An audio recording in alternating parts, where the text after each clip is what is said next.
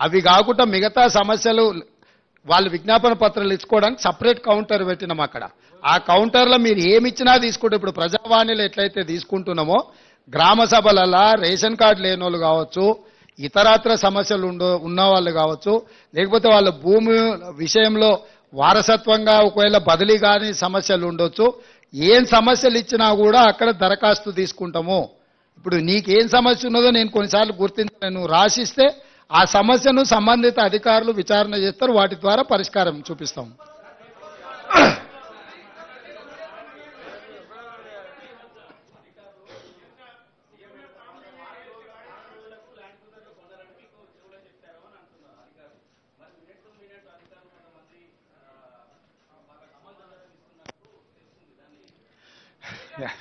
నువ్వు చెప్పిన సమాచారం కూడా కొంత ఉంది. ఆ వివరాలు చెప్పే అధికారుల పేర్లు కూడా చెప్పినావు అనుకో, ఇంకా కొంచెము పారదర్శకంగా ముందుకెళ్దాం.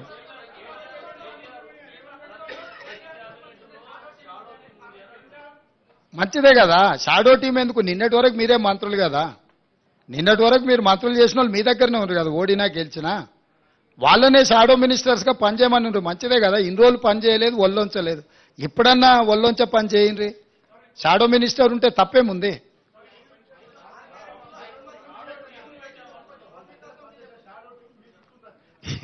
నేనేమంటున్నానంటే అధికారం విడ్రాయల్ సిమ్టమ్స్ అనేది తెలుసు కదా.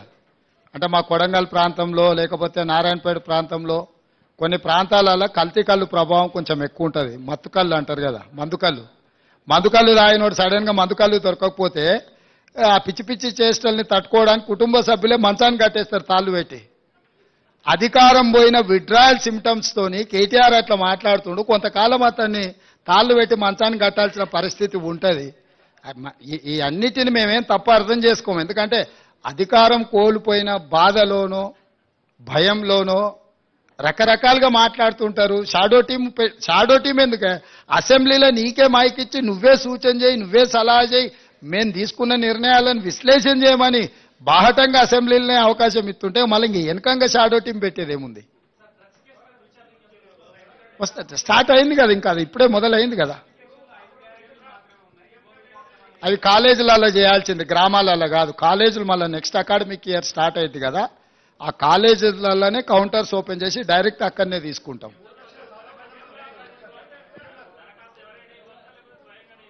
ఎవరైనా ఇవ్వచ్చు, దాంట్లో వివరాలు రాసినాయి కదా. ఇప్పుడు తల్లుంటే కొడుకియొచ్చు, లేకపోతే పక్కింటి వాళ్ళు కూడా తెచ్చియొచ్చు. మీలాకటి వాలంటీర్స్ కూడా గ్రామంలో ఇల్లు తిరిగి రాసుకొచ్చి ఇచ్చినా కూడా తీసుకుంటాం.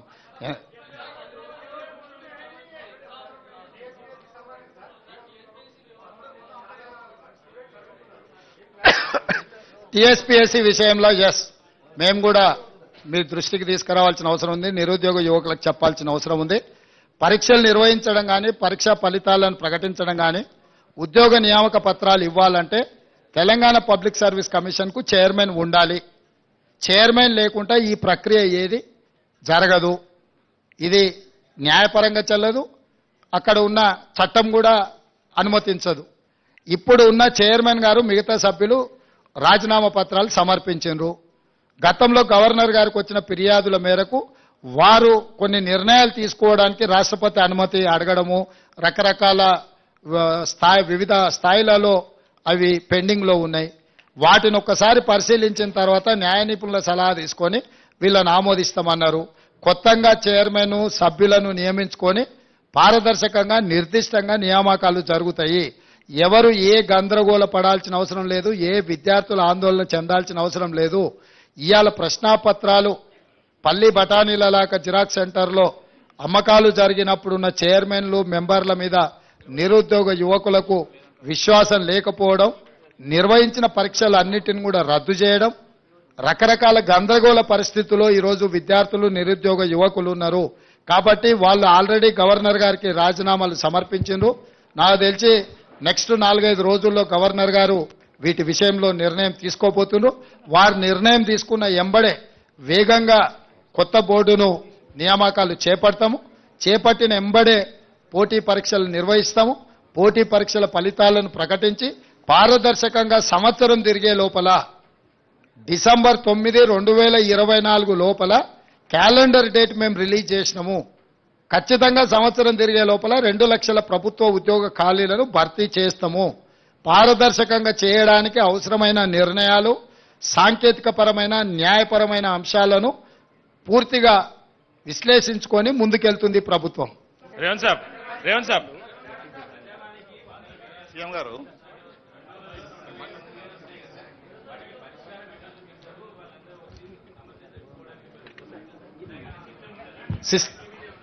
సిస్టమ్ ఉన్నది. ఆల్రెడీ దరఖాస్తులు తీసుకుంటున్నాం, వాళ్ళని డిజిటలైజ్ చేస్తున్నాం, వాళ్ళకు ఒక నెంబర్ ఇస్తున్నాం, ఆ నెంబర్ వాళ్ళ మొబైల్కు పంపిస్తున్నాం, సంబంధిత శాఖలకు పంపిస్తున్నాం. అక్కడ ఒక ఐఏఎస్ ఆఫీసర్ని మొత్తం వ్యవస్థనే ఏర్పాటు చేసినాం. నిరంతరం ప్రజావానికి వచ్చే సమస్యల యొక్క పరిష్కారానికి తీసుకోవాల్సిన చర్యల కోసం ప్రత్యేకమైన అధికారులను ఒక ఐఏఎస్ ఆఫీసర్ని పెట్టినాం. వారి కింద సిబ్బందిని కూడా నియమించినము.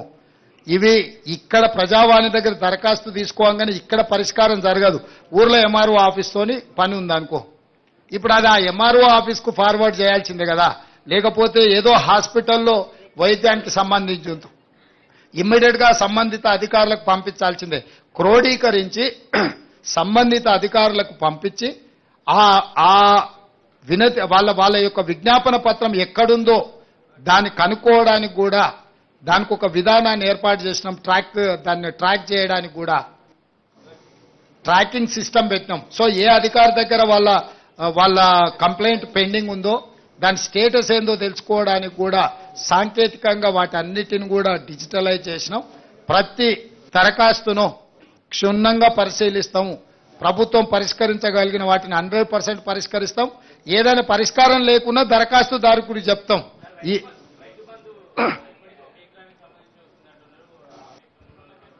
అయ్యా, పోయిన సంవత్సరం కానీ గత సంవత్సరం కానీ డిసెంబర్ 28కి మొదలయ్యి మార్చి వరకు పేమెంట్లు వేసిండ్రు. ఈసారి డిసెంబర్ 9 నాడే పేమెంట్లు వేసినాం. మీరు గతంలో చూడండి, ప్రతి సంవత్సరము ఎప్పుడు రైతు బంధు పథకం ఖాతాలో పడ్డది, ఎప్పటి వరకు ఇచ్చుకుంటూ వచ్చిండ్రు.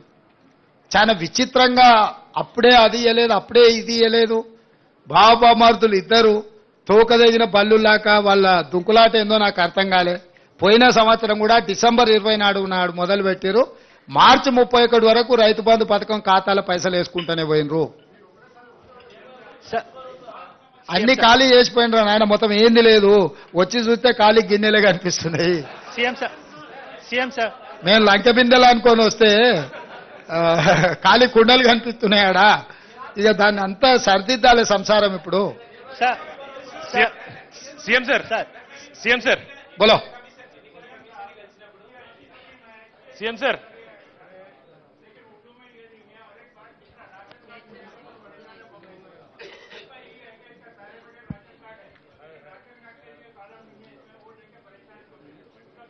नहीं उर्दू में है.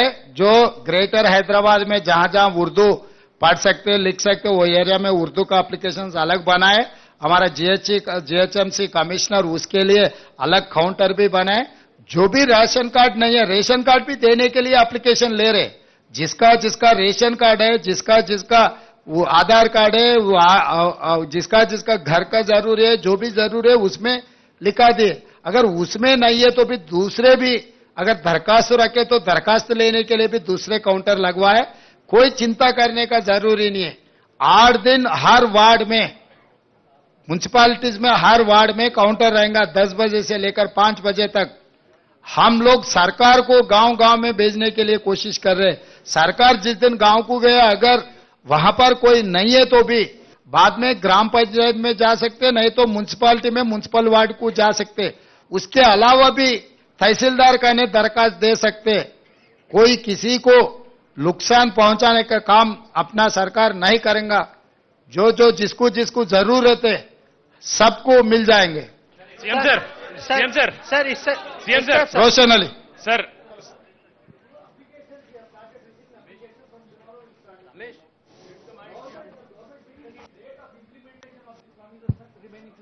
Once I get all this information, I will start. You need not to worry. I have a 100 days period. So this is only 30 days. Till January 7th is my first tenure.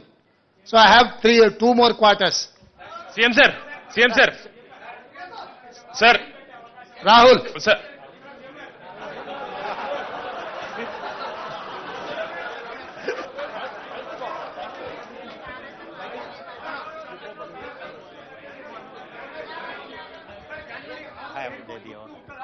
ఆ? దాని మీద ఇంకా సమీక్షించి నిర్ణయం తీసుకుంటాం. Definite గా రాహుల్ చెప్పింది మా దృష్టికి వచ్చింది. డెఫినెట్ గా మా అధికారులతో మాట్లాడి నిర్ణయం తీసుకుంటాం.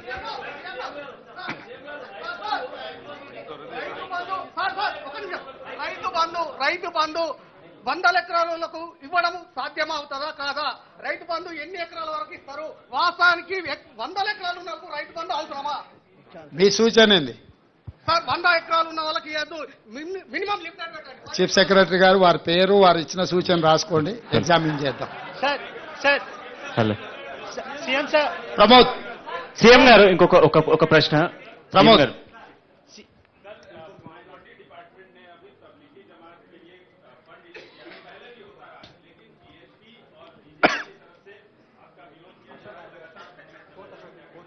भाई ये पहली बार केस नहीं है, ये आखिरी बार भी नहीं है.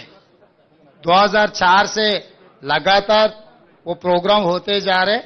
वो सिलसिले में अभी ये सरकार भी वही निर्णय लिए. कोई चिंता करने का जरूरी नहीं है. हम लोग पूरा इसका पर्यवेक्षण करने वाले हैं. Yes, సీఎం గారు उमा प्लीज, उमा एनडीटीवी.